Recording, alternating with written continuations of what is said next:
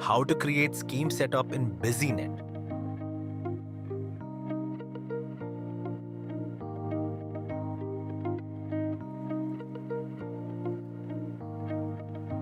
Users can create scheme setup by adding the scheme name, scheme validity, and select scheme type as volume-based or value-based.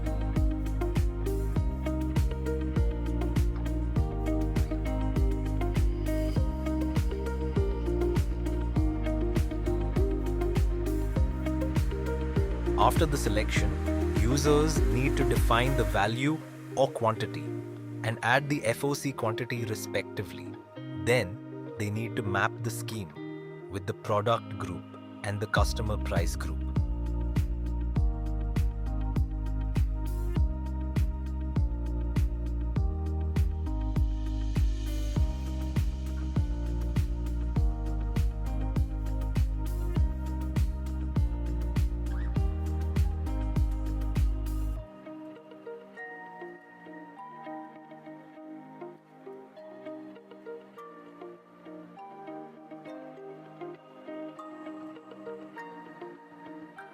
Thank you. For more details or queries, please contact Businet team.